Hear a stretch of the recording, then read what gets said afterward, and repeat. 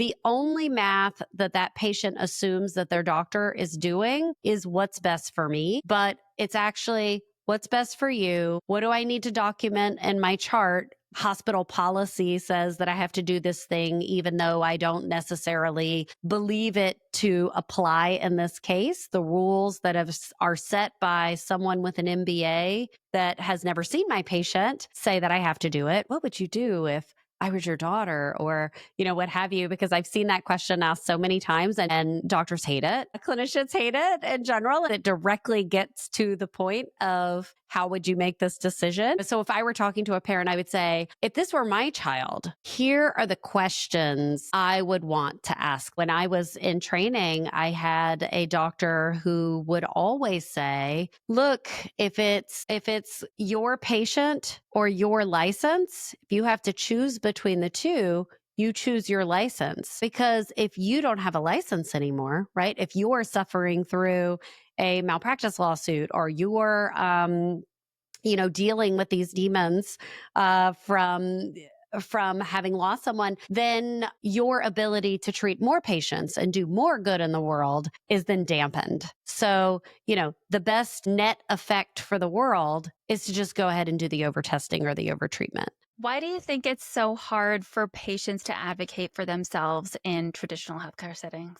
What a big, strong question to come out with. But I think I think there's a lot of things. I think that historically we have lived in a society and in a system where the person wearing the white coat comes in with an air of authority. And we have this trust as if these clinicians, these doctors know everything. And I think that way of going about medical practice was probably more appropriate in a time where perhaps most of the population was exposed to less medical information, was less educated in general, had less access to dissenting views and the internet, right? For example. And so I think for a long time, medicine has just functioned in that way where it's like, look, I have no way of knowing anything about what you do and what you've learned because I work in a coal mine and you studied medicine and have done autopsies and have worked with cadavers and humans and whatever. So I defer to your judgment. And so, I think that there is certainly justification for having been in a pattern of just deferring to their judgment because there was no overlap. There was no capacity to even understand and essentially get to a place where a patient could make good informed consent. You could make that argument. And I think as things have changed, we have resisted changing culturally within that. So, as the internet has been more available, as, most people, certainly in the US, receive basic science education and research education and, have the capacity, arguably, to make better decisions, we haven't necessarily adjusted the expectations on our side to be in accordance with that. And so I think a lot of it just comes from old habits die hard. I think that there's also some pressure when doctors are in this area where they are always in this sympathetic fight or flight mode, right? Like, we're always like, okay, I only have 10 minutes with this patient and I've got to get this out and I've got to do the proper exam and get all of these things done that, I think it's very easy to be dismissive of questions when a patient does come and ask a question and you're like, I don't have time for that because it takes away from something that I've decided and told myself I really need to do to take good care of this patient. And then I think, there's also an element of we don't know what we don't know, but admitting that is kind of difficult. So for a lot of people, it's hard for them to say, I don't know with 100% certainty what the right thing is for you to do. Here's what I do know. Here's what I don't know. And here's the risk and the benefits. And, you have to decide what's best for you.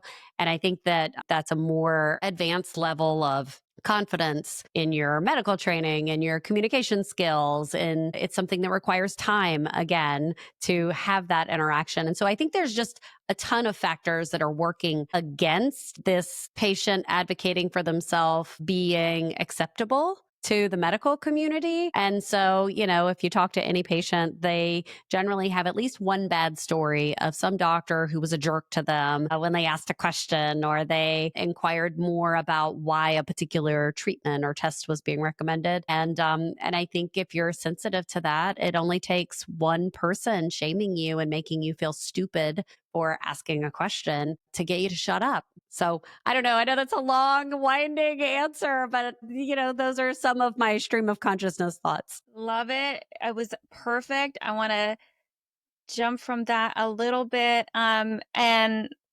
segue to being an advocate for yourself.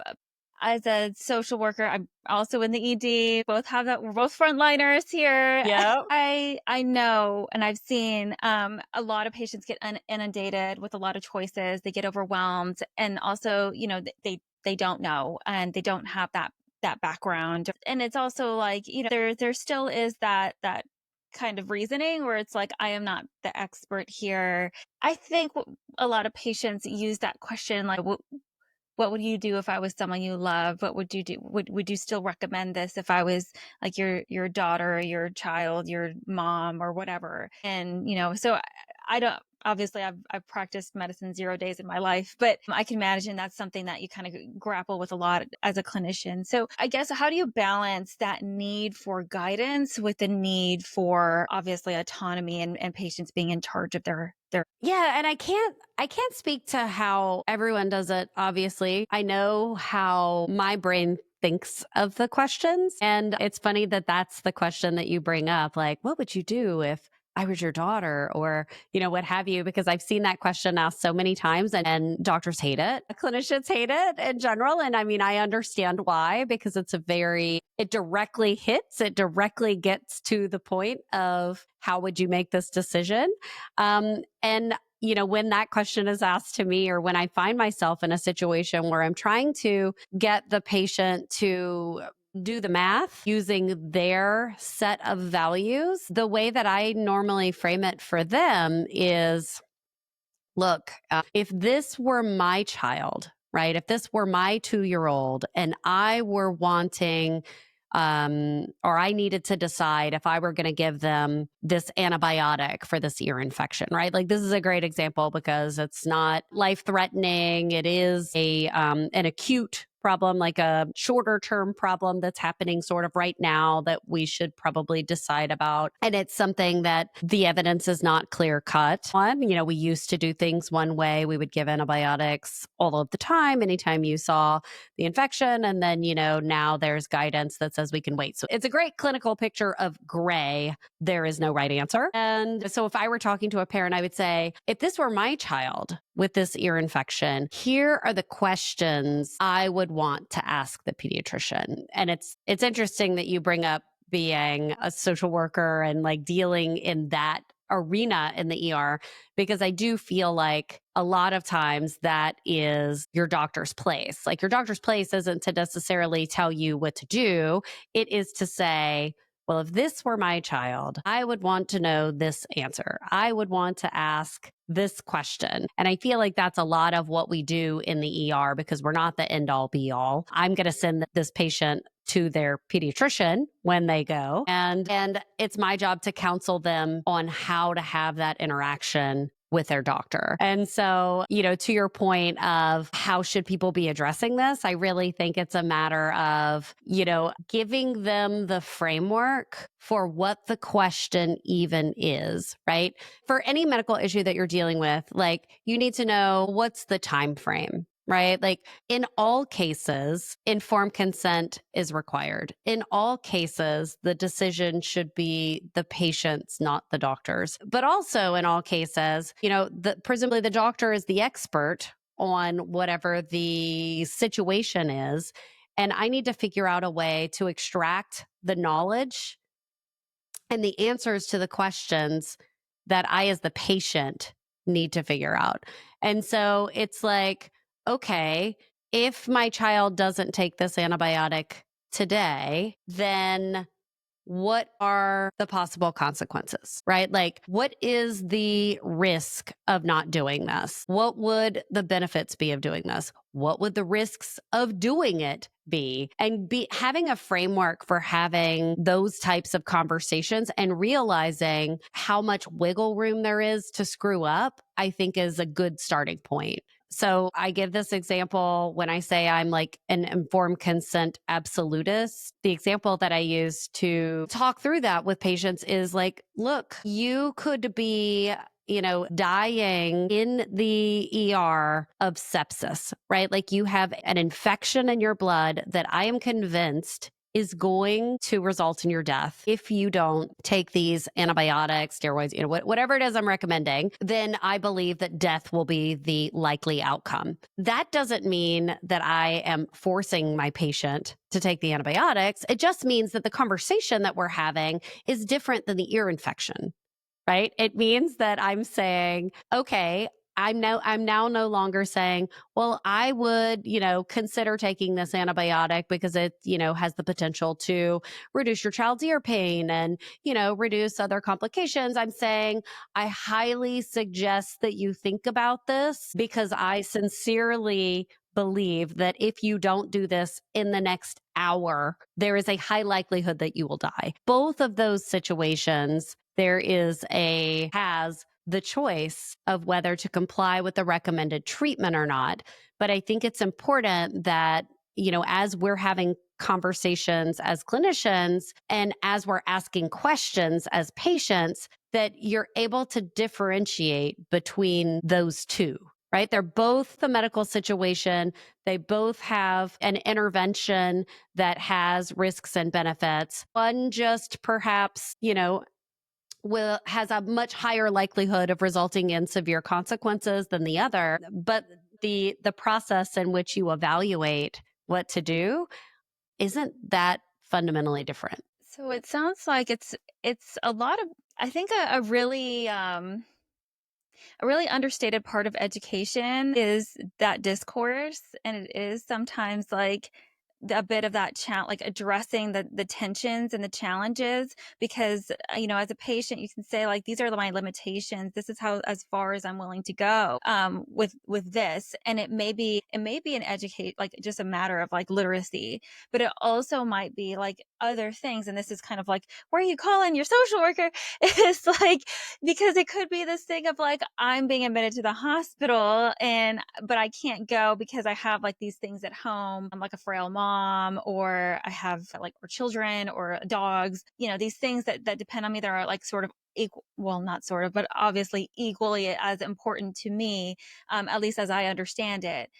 So, and also the other thing is, because I'm kind of like the second string, when a patient has kind of like said their piece with the doctor, and when they've kind of decided that they're not going to, go through with whatever they're supposed to do, it's like, okay, then, let's have the social worker come like talk to you and try to figure something else out. And sometimes it's a way of testing out like what their options are. And is there another like intermediate option, instead of being admitted, for example, like, can I just take like, antibiotics at home, or whatever it is, like, is there somewhere in the middle? Yeah, like, as we were saying, like kind of like that back and forth and that discourse, and then you get like access to that information that you never otherwise would have had unless you had been asking those questions and kind of like having that Yes. discourse. And I love that you bring that up. And it warms my heart, like just because I think through difficult situations I've been in, but the way that it normally presents itself, at least from my side, what I see is a patient will just say, well, I'm leaving, I'm going home. And the nurse comes and says, hey, your patient's like leaving. They want their paperwork. And you're like, well, I told them that we needed to admit them, right? Like what is happening? And so many times, like that's how that conversation actually starts, right? And sometimes it is medically appropriate to say, look, okay, let's do a course of IV, or let's do IV antibiotics before you leave. And then, I do feel comfortable putting you on oral antibiotics on an outpatient basis. basis. Here are the things you're going to look for. Here are the reasons you're going to come in because I know that you're taking care of your elderly mother or whatever it is. And sometimes the answer is, I believe if you go home, there's a high likelihood that you will die. Right. And so, like, it's interesting though, because we do get there in those situations where someone has a dog or a family member or a child that they've, something that they feel like would compromise their ability to live life in this world in a way that they can respect and deal with, that would suffer if they take care of themselves. And that's one of the few instances where we actually get down to having this conversation in the way that it needs to be had, because the patient feels so strongly about something else. And I think my message, one of the messages that, I really harp on with my patient population that I see in the non-clinical space is, look, we need to be asking these questions not just when you have an elderly mother at home and you can't be admitted. You need to be asking these questions every time you walk in the door to your primary care office, to the emergency room. Anytime you interact with someone in the medical side, it should be this back and forth to make sure that you understand what's being communicated and that you are working collaboratively as a team with your clinical help, whoever it is that, is in your universe to solve this medical problem that you're having, to come up with the best solution for you. And there's just no way to do that without a dialogue. So coming from the clinician perspective, like what are the push factors behind that? Because what are the pressures or constraints that you're sort of up against when you're that kind of prevent, a lot of clinicians or steer them away or socialize them away from being open to kind of working more collaboratively with patients that way? Yeah, I think, it's funny. I just had this conversation with another person on camera for another show, but it's a lot of different things and it's not immediately apparent to patients. So I think that patients recognize someone who cares about them and has good bedside manner from someone who perhaps is burnt out and unable to show that they care about them and have good bedside manner, for a lack of a better way to phrase that. But they don't necessarily recognize that their doctor, who genuinely wants what's best for them, is making clinical decisions in their best interest, like in the doctor's best interest and in the patient's best interest. A lot of times I'll get pushback and people say, well, my doctor is not like financially compromised. My doctor's not going to hurt me, to save themselves. And I say, yeah. But there's nuance. And I think the nuance is this. There are things that happen within the scope of medical practice. So like when I see a patient, I'm supposed to be taking all of the knowledge that I have about the risks and benefits of a disease process or a treatment and applying them to the patient who's sitting in front of me. And what I think happens when someone loses a patient that they shouldn't have lost, right? A patient dies who never should have died, who shouldn't have gotten a CT scan or,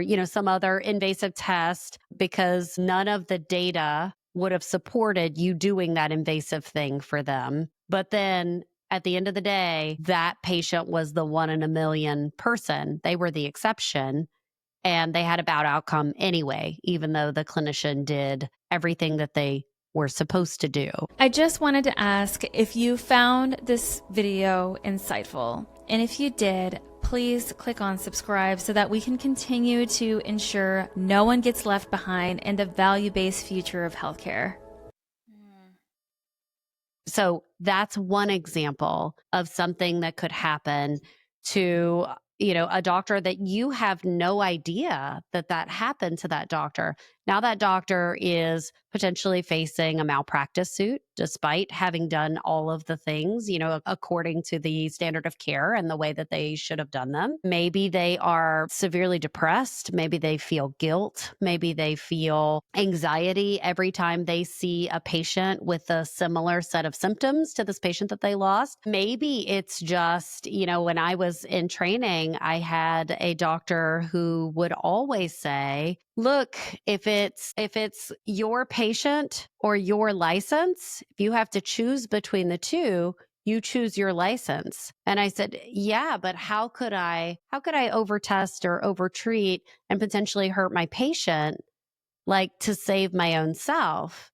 And he said, "Well, you have to do that because if you don't have a license anymore, right? If you are suffering through a malpractice lawsuit or you're, dealing with these demons from having lost someone, then your ability to treat more patients and do more good in the world is then dampened. So, the best net effect for the world is to just go ahead and do the overtesting or the overtreatment." So I say all of these things to say, when a patient comes into a doctor's office and says, "I have belly pain," and the doctor says, "Okay, let's do this," the only math that that patient assumes that their doctor is doing is what's best for me. But it's actually what's best for you. What do I need to document in my chart? Because I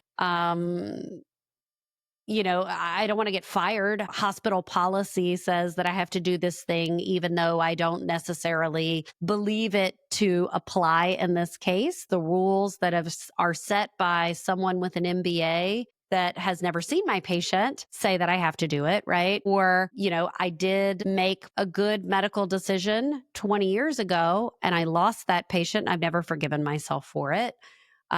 Or increasingly more nowadays, I only have 7 minutes to treat this patient and evaluate them. And I don't really have time in my schedule to bring them back every day to be checked in on or once a week or, at a regular cadence that would allow me to make sure there's nothing more insidious going on. So I normally 20 years ago may not have ordered a CT scan, but since I don't have that luxury, let's just do the more invasive test. So it's just this collection of things that add up. And it's hard to know if your doctor is doing something out of necessity, but they don't necessarily feel that it's the best course of action if things were different, or if it's something that, they're absolutely convinced, look, you really need this test, you really need this treatment, whatever. So it sounds like sort of like that misalignment between oftentimes like what the clinical knowledge and what the clinical standards say, and then what the hospital policy is, the best practice, and then of course like the individual, like the expertise of the individual as well. Yeah. I mean, like you're never going to know, right? Like there's no way even for me to know when I go to a doctor's office. I have no idea why someone might order, I don't know, an MRI of my knee when I have knee pain, but I know that I'm going to say, well, is this test absolutely necessary? Why are you recommending this test over, I don't know, some other test that I read about on the internet? Um, and the more questions that you ask, and I think, a lot of patients also express to me, especially patients with chronic diseases who are really scared of offending their doctor. Like they'll say things like, "Well, look, I don't want to piss them off. Like, I really want them to take good care of me and I don't want them to think that I'm like questioning or they get whatever." Asking the questions doesn't have to be an accusation, right? It can be, "I know that you want what's best for me and you've always taken such great care of me. Can you help me understand why you think I need this MRI? Because my concern is that, it's going to be really expensive for me, or it's going to be really hard for me to get an appointment and take off work. And I just want to make sure that I understand, why you think it's important, or if you think that this could maybe wait." Right? Like you can form your conversation in a way that says, "I value and respect your opinion, and I'm not trying to play doctor. I just want to understand about my care." And I think that when you approach your clinician that way, they should be able to come back at you with information and empathy and understanding. And if they don't, then you're probably in the wrong doctor's office. Do you think that that sort of misalignment creates sort of that push factor away from traditional healthcare systems, like traditional hospital work, as far as like the clinician side. What do you mean exactly? I mean, like more clinicians looking at like things like direct primary care and or entrepreneurship and other alternative models as like away from like in traditional insurances and things like that. I mean, I can certainly speak for myself and people that I know who have made the jump, and that is absolutely the case. I think there again are, all of those factors come into play, but one of the main things is that, I say all the time when I speak to patient groups, like there are a lot of ways to make money in this world.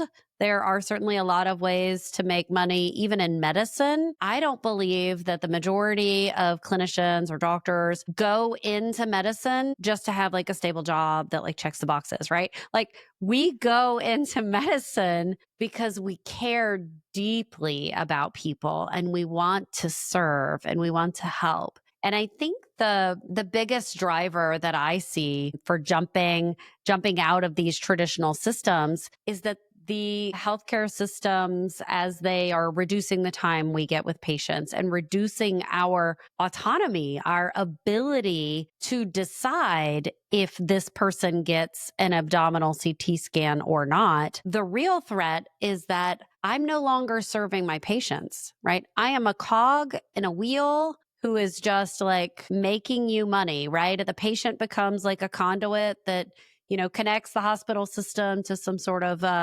financial gain. And that's the game we're playing.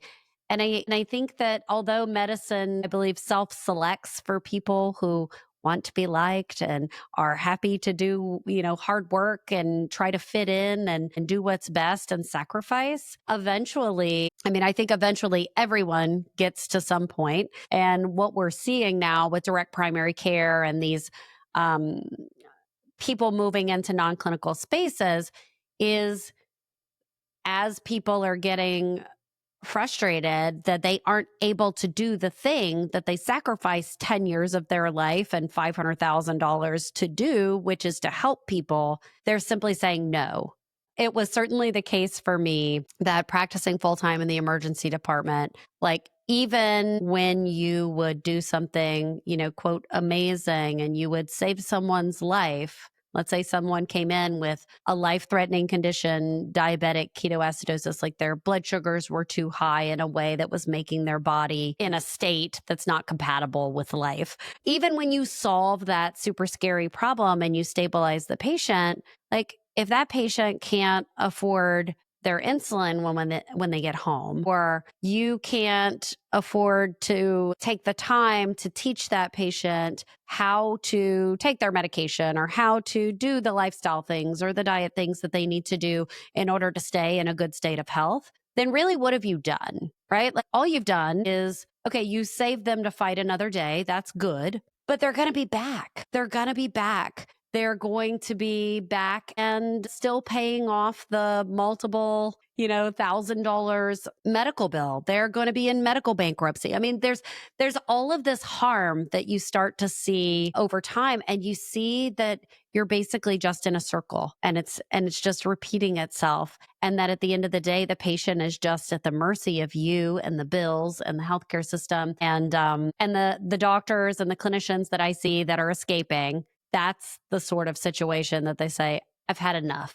I've had enough not being able to help people. It's not possible to treat a patient with heart failure and diabetes and a psychiatric diagnosis, depression, anxiety, whatever, and all of these things in 7 minutes. It is not possible for me to safely do that, and I'm not going to.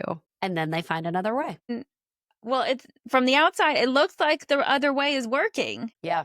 Yeah. So, what have you found to be the top ways that you've been able to reach patient lives or facilitate clinicians reaching patient lives more meaningfully and more impactfully than when you were in the traditional healthcare system? Yeah. So I think the number one thing is health and healthcare literacy, just medical systems literacy, which sounds like a big fancy word, but I mean, just essentially being able to teach patients, and I did this in the ER as well, but being able to teach patients, hey, it's actually your body. Like, we have all of this messaging around, autonomy for patients, but like people don't really get it. But being able to show them that it's actually your body, it's actually your choice what you're doing. And the more that you can get yourself into a situation where you have more choices, the better. And so, I'm a bit different than some of my peers in that I don't love the idea of health insurance. I think that the way that health insurance is set up now doesn't serve people. I grew up without health insurance, without access to health care, and I think that gives me a unique perspective. At least it lets me think I have a unique perspective in that having a choice matters, but it matters to everyone. There are a lot of ways that you can look at health and healthcare from like the have and have not perspective, right? From people who have discretionary income and, can afford these like great insurance plans and can afford concierge medicine or whatever it is. But what I believe the message needs to be is you don't have to be a rich person to be able to create more choices in your healthcare. It's about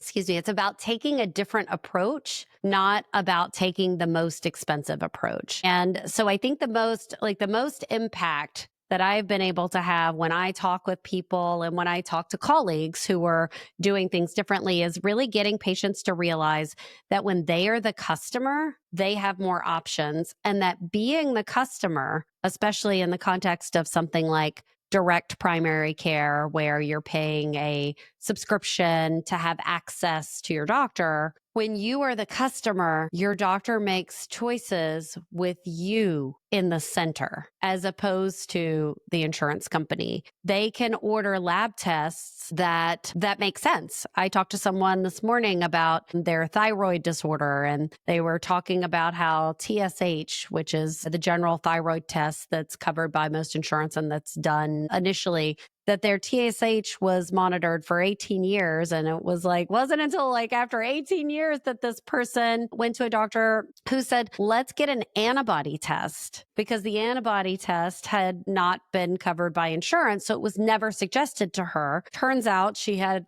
an autoimmune disorder that was affecting her thyroid and that was able to be managed in a completely different way after she knew that. And so it's all about realizing that when you're the customer and when you're paying and your doctor can do what's best for you instead of trying to like do some sort of mental math about what's going to be covered and what's not going to be covered, that everyone is really in a better position. And that costs way less than most people think. When you take something like direct primary care, and I love to do this exercise, my direct primary care costs $70 a month. Most direct primary care costs between $70 and maybe $120 a month. So let's just say $100 a month. So if your direct primary care costs $100 a month, that's $1,200 a year. If you are able to see the doctor as many times as you need to see them without having to pay a copay, without having to come back because they don't, because they only have 7 minutes and they can only schedule you for one complaint at a time. Instead, you go in and they see you for an hour and they talk through things and they talk through your options and everything that's affecting you and what your, risk of different interventions is. You're going to get much better care. You're going to go to less specialty visits. You're going to get less imaging. You're going to get fewer unnecessary prescriptions because the doctor actually has time to talk with you about your options, and you actually have time to try non-pharmaceutical options before you start down this path. They have time to take you off of medications after you've been on them for 6, 8 weeks, what have you. And they say, let's try taking you off and see how you do. All of those things save the patient money in the end, right? And in a world where so many of us are functionally uninsured anyway, which means I pay $300 to $1,000 a month for insurance coverage, but I still have a $14,000 deductible every year that I'm never going to reach. So I'm just never going to go to the doctor, right? Functionally uninsured.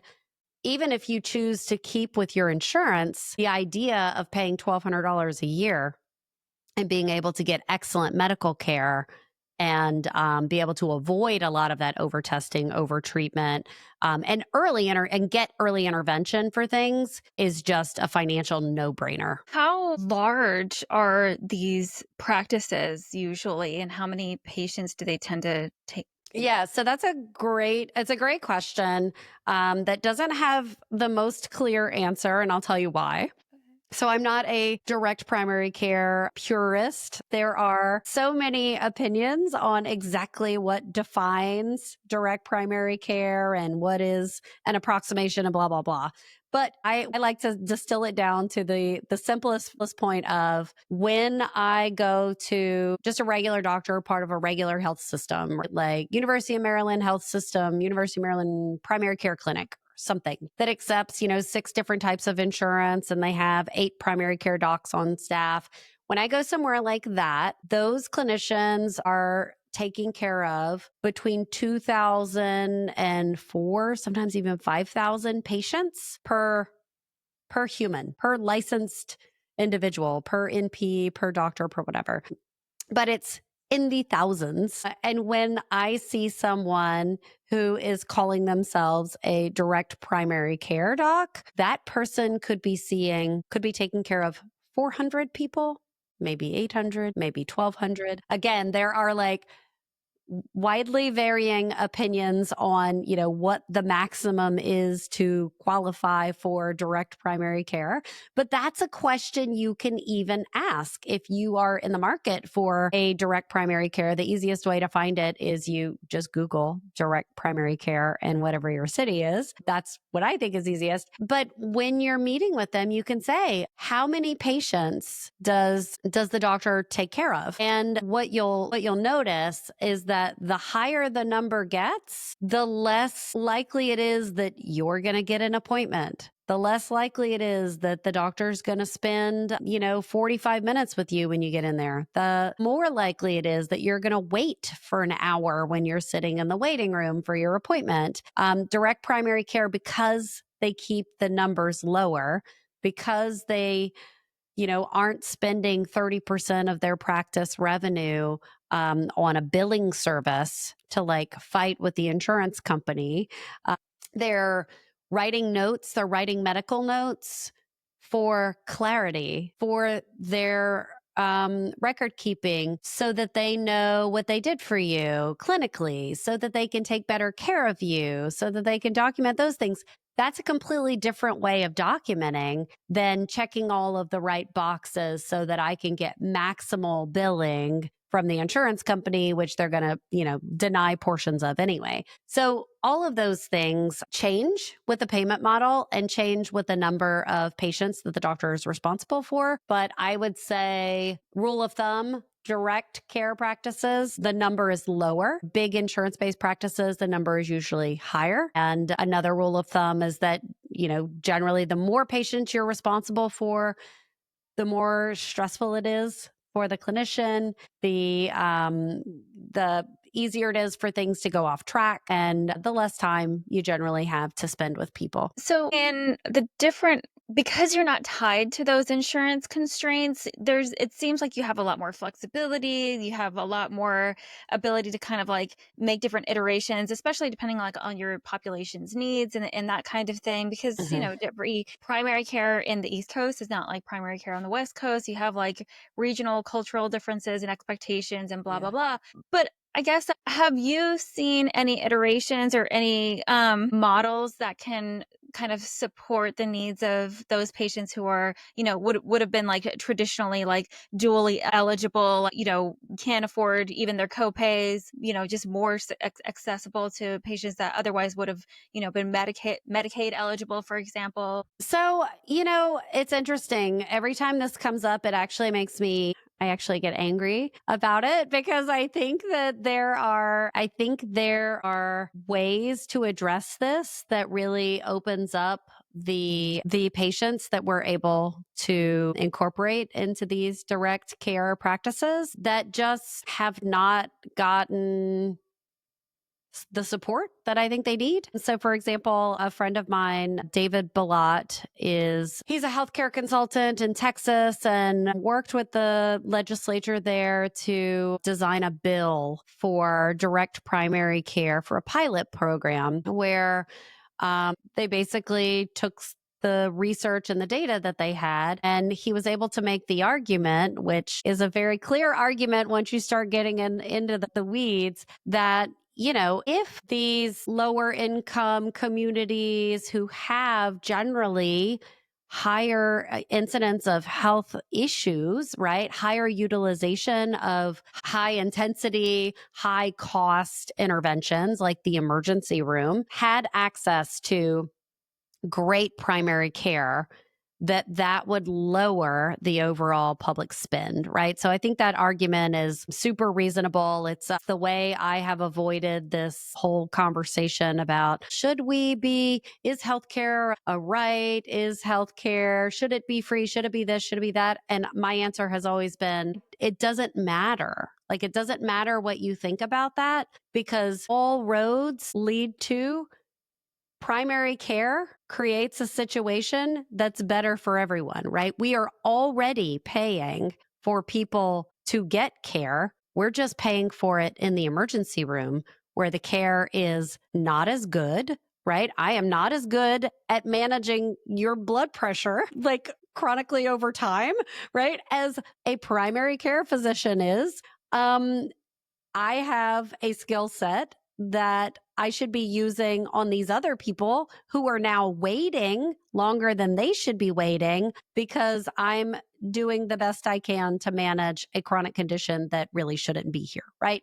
So we're already paying the money to take care of people. We're just not doing it efficiently. And so from that perspective, it's pretty easy to make the argument that, well, look, if people have better primary care, then they go to the emergency room less and they live healthier lives and they are able to work more days of the year. They're, not home from school or from work.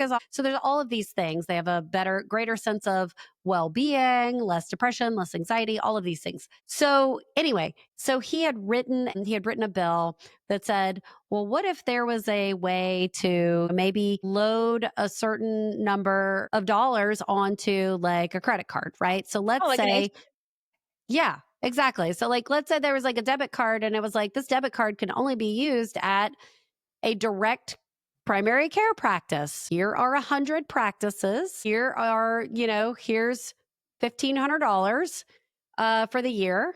Go forth and find primary care, right? Like, and I don't know if that would work.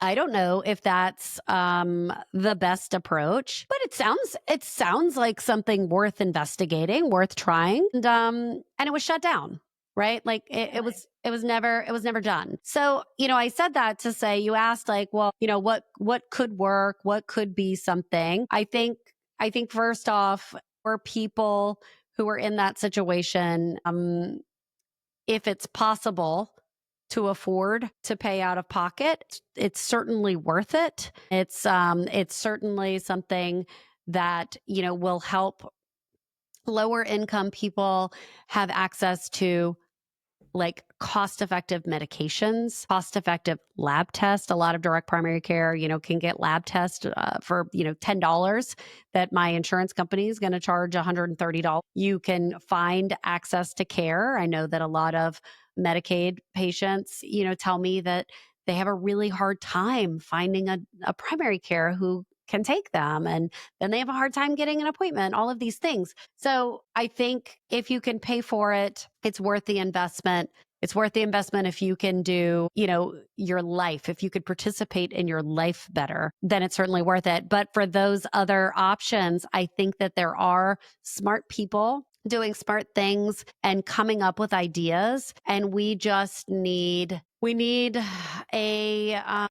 I don't know, an environment, a climate, a group of people who are willing to just say, let's try it. Let's see and go forth and be willing to try something new instead of just what we've always done. That's, amazing. I also, um, I wanted to mention at some point, I think this is a good time as any. I think anybody following your work for a while has a kind of like this general sense that you've had like these personal experiences yourself on the other side. And so it was interesting to me kind of following you along because it sounds like you had some of these early experiences like your with your brother and Mhm. then even with yourself and they you had that diabetes scare and they're like, Yeah. oh, by the way, you might have diabetes at some point, lol. Good Yeah. luck with that you were like, I'm gonna do this anyway, I'm gonna go on this journey anyway, and I'm gonna go and be a part of the traditional medical system, I'm gonna work in the emergency room, and you did that for a while, and then I guess it sounds like you came to a point where you you were like, this isn't for me. I'm going to start these other kind of ways of Mhm. practicing and treating people and helping people live healthier lives and that kind of thing.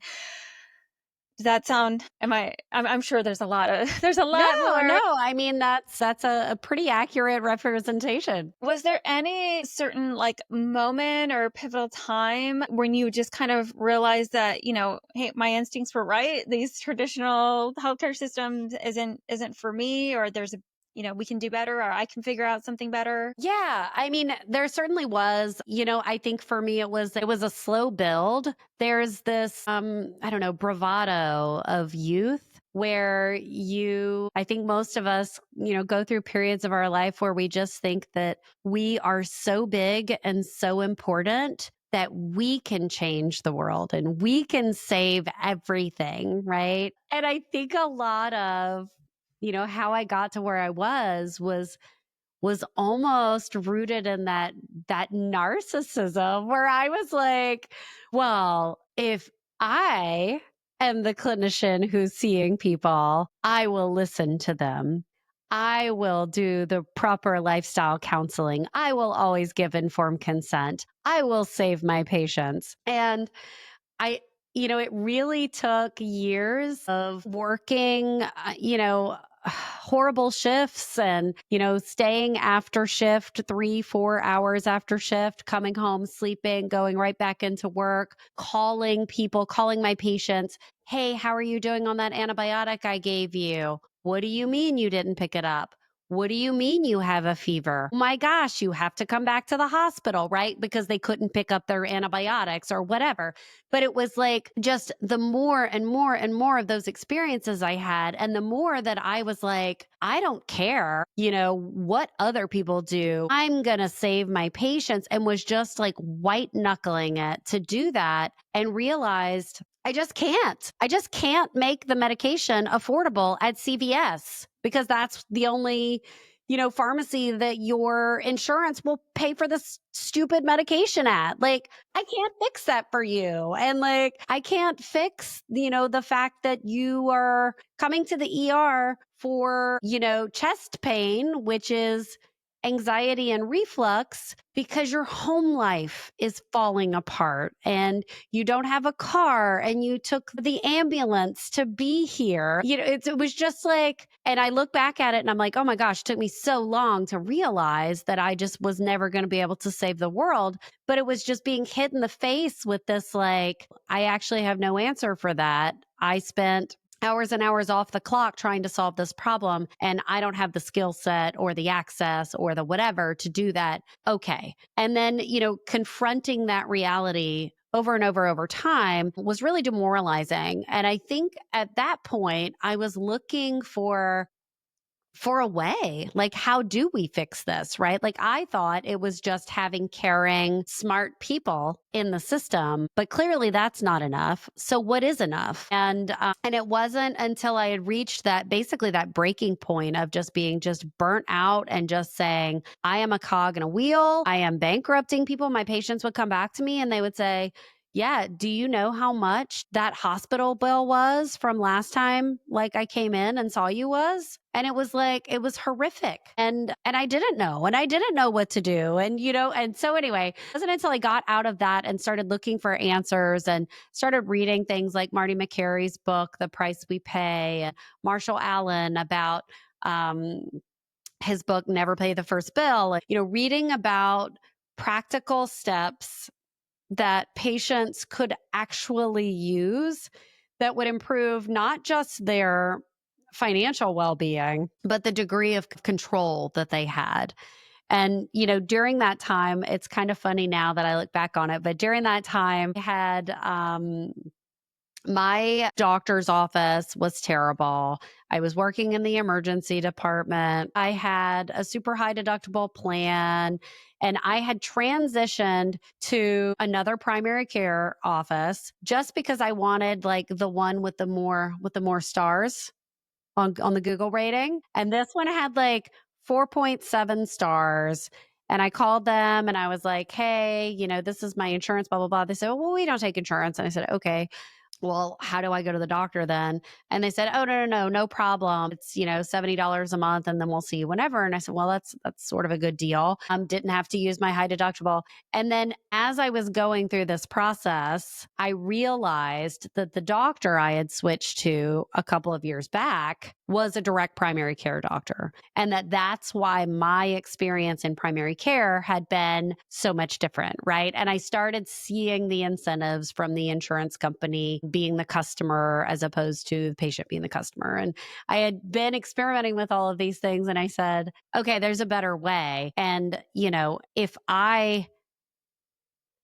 I understand that there's a better way, and I understand that it's not just for rich people, and I understand that this could help a lot of my patients, then why am I not talking about it? Don't I have a duty? Don't I have an obligation to be spreading that information to other people? And that's how I ended up in that space. Wow. So that's a lot. You yourself had this incredible experience with direct primary care. I didn't know Yeah. that.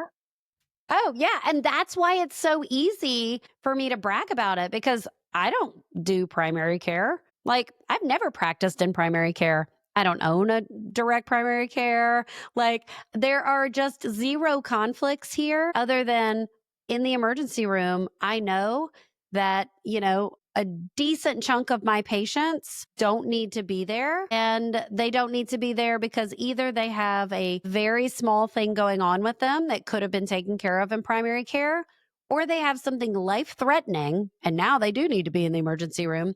But if they'd only had access to a doctor, like an outpatient doctor, they never would have needed to be in the emergency room. And that's the majority of the patients that are in the ER are either there for something that could have been done outpatient today, or if it had been done outpatient 6 months ago or a week ago or what have you, then they wouldn't have needed emergency care. And that's just so powerful to me because I've seen, like I said, lives ruined clinically from horrible clinical outcomes and financially from horrible financial outcomes and bankruptcy and all of this. And primary care solves for such a large portion of that. And I think people have lost faith and people think of primary care as being a joke because you can't treat complex medical problems in 7 minutes. No one can, no matter how good your doctor is. They can't do it. They're going to send you to a specialist. They're going to do whatever they have to do. They're going to put you on a medication because 7 minutes isn't going to do it. And if I can change that for one person, right, that then their life isn't destroyed because they didn't have access to this resource that I know exists, then that's what I'm here for. One last thing before we wrap up here, I wanted to ask you about your own platform with with the Red Flag Hero. Healthcare at Liberty Lab. Yeah. Yeah. We're having so much fun. Thank you for asking. Thank you for asking. So, we're doing a couple different things. So, my partner, Sims Tillerson, and I really got together because what we noticed is that, he- I'm a clinician who has sort of come over to the non-clinical side because I want to educate patients on how to navigate the system. Okay. He's a health like business of healthcare professional. So he's worked in the insurance industry and with vendors like who are offering different ways to look at data analytics and all of these other things, and has seen similar things, meaning there is a group of industry professionals, both clinical and non-clinical, who see the misaligned incentives, who see the things that we're doing that aren't serving patients and are saying no more. Like there are better ways to do this. There are more ethical, transparent ways to do this, and let's go. And so what we're doing at Red Flag Heroes, so we partnered up and we said, how can we support businesses that are on that end of the continuum, that end of the spectrum, who are saying, we're not playing this game anymore because patients are losing. We are going to try different business models, and we are going to operate with transparency and a patient actually in the center of care, not just in their marketing. And how can we help them? And so we're helping businesses and founders in a couple of ways. The first is we create a lot of content that is patient facing. So teaching patients a lot of the things that, we talked about here, just because I can't shut up about it and I'm so excited about it. And then we're also working with direct primary care physicians and other clinicians who are looking to maybe not leave clinical medicine altogether, but to develop in a non-clinical realm or develop in a private practice, like leave these entrenched status quo systems and do medicine and service in a different way. And, the more we've talked to these businesses and founders and DPC docs and really gotten the lay of the land, the thing that they struggle with is getting that message across, right? Is they don't want to spend 20% of their time just talking about the virtues of direct primary care. They want to spend time at the bedside treating their patients. Um, or they want to be developing their health tech that they are just so passionate about solving the problem that they want to solve. They don't necessarily want to invest all of the time and energy in convincing people why this problem needs to be solved. So anyway, we work with them to create founder-led content that really tells their story of sort of why they are doing the things that they're doing in their own words and their own voice, so that they're better able to reach the customers and the patients that they're looking to reach. Part of that effort ended up being we started this podcast. We were asked to start a podcast by the sponsor that we're working with right now, Crowd Health. And Crowd Health's directive was, they said, look, we've got a bunch of patients, a bunch of our customers, our member base that has to interact with the healthcare system, and we help them do that. They have patient advocates and they have, a pretty great support system around their community. But they said, what if we could have more information available for people who are interested, right? And I said, well, what sort of messaging are you looking at? And they said, if it's something that will help a patient better navigate their own health or the healthcare system, then that's what we're interested in. And I said, well, holy heck, that's all I want to do all day, every day. So anyway, that was sort of how that podcast got started. And that is our mission. And that is the thought process behind every episode that we do. I only bring on guests that I think are able to share perspective and shed light, and that my audience, when they leave that conversation, can say, I really agree with that person. I really disagree with that person, whatever it is. But now I'm better equipped to go out into the world and make decisions about how I want to take care of myself and how I want to interact with the medical system. And so, Healthcare Liberty Lab, we're on YouTube. I don't know. I'm not a YouTuber, so we throw it up there, but we're definitely on all of the on Substack and all of the podcast platforms as well. So definitely would love if anybody wanted to check that out. And then if you're in a healthcare space, if you're running a nonprofit or a health tech company, you're building some sort of cool software that solves some problem that most of us don't even know exists, and you're looking to have some help, putting together the communication in plain language Yeah. to patients or to employers or to the broker community or to investors. That's something we really, really enjoy doing as long as we are mission aligned with those companies or those founders. And again, our ethics are pretty transparent. We want you to be acting, in the best interest of the patient. We understand that, companies have to make money. So, figuring out how to align where your profits are coming from is, important work that the companies that we work with are doing. But once you get to that place, being able to communicate that message is something that we just really enjoy helping people do. Amazing. Yeah, I've spent some time on both platforms, and I really like the way that you tend to break down those silos. Mm. You have like clinical stuff, you have research stuff, you have business stuff, you have fitness stuff. So from all kinds of ends of the spectrum of all things kind of health and healthcare related. So yeah, and it's like it's funny because I'm a social worker, but I'm a very pro marketing social worker Oh, that's because funny. yeah, well, because I think like people don't draw that connection, but I think that marketing, especially like in healthcare, it is access. Like good marketing, Yes. especially like ethically done marketing, it's a public health initiative. Like because you need that to have and craft your like a full and complete system. Yes. Oh my gosh. I'm so glad you get it. And I'm telling you, the direct primary care docs that are in my circle of friends, I tell them, I'm like, I know you hate marketing. I get it. But this is like your ethical responsibility because patients need you and they can't even know, they don't even know that they need you because they don't know that you exist. So, Mhm. like, let's work together. And so, anyway, that's what I love about it. And, I love being able to step in and just say, okay, you're going to give me a half day of your time. I'm going to bring in a videographer. I'm going to rent the studio. I'm going to fly to you. We're going to do all of the things. Literally, you just have to chit chat and hang out and have coffee for 4 hours. And then, like, we can send you away with like things that tell your message. And I think that that's, somewhat palatable because it's overwhelming to like start figuring out how to do, content creation and social media and all of this stuff.